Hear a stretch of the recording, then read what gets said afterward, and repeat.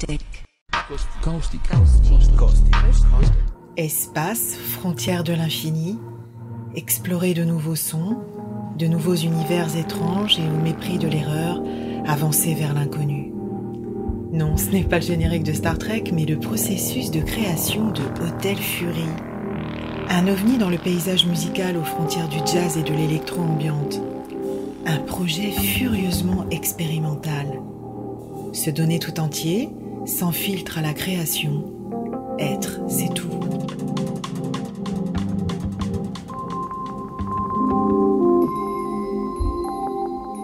J'ai pas de surmoi.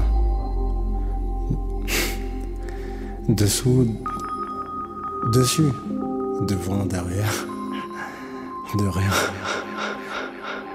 J'ai pas de surmoi, j'ai pas de filtre.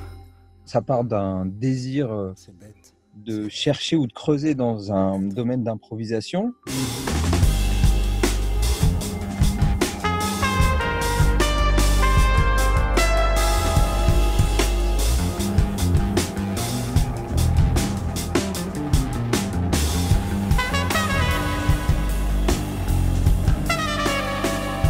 Le processus a un peu toujours été le même. L'idée, c'était de se voir pour faire de la musique et enregistrer assez simplement, finalement, sans avoir d'objectif particulier quant à ce que ça pourrait produire.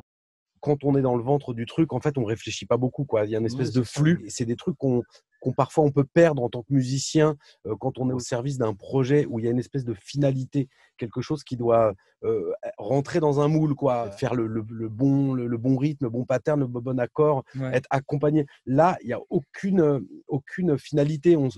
C'est-à-dire qu'on s'écoute, quoi. On est vraiment dans une écoute extrême. On essaye de sortir de cette idée d'erreur ou de faire le truc juste. On est dans une écoute forcément extrême, on est au casque, on est baigné dans le son, quoi.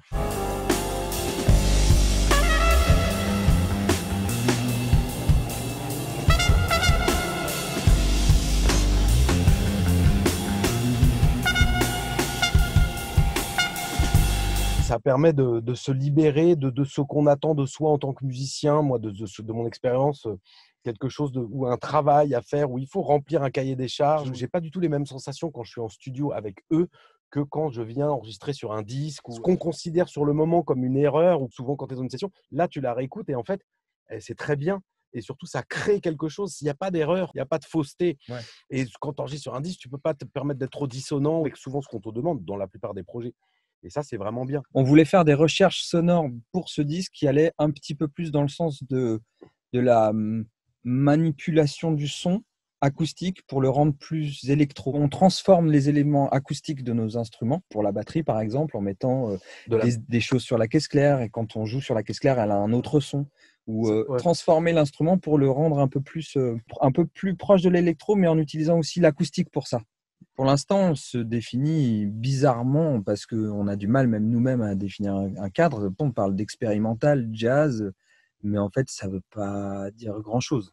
Le premier disque, il y avait une chronique dans un fanzine de métallurgie. Et ils avaient chroniqué ce genre de musique.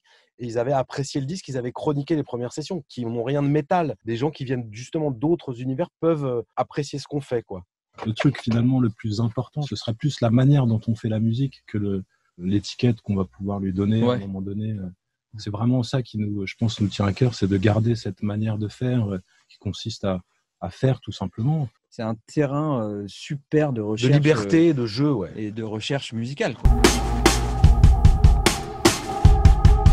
La vie est supportable, la vie uniquement parce qu'on ne va pas jusqu'au bout. Une entreprise n'est possible que si on a un minimum d'illusion. Autrement, c'est pas possible. Mais une amitié non plus.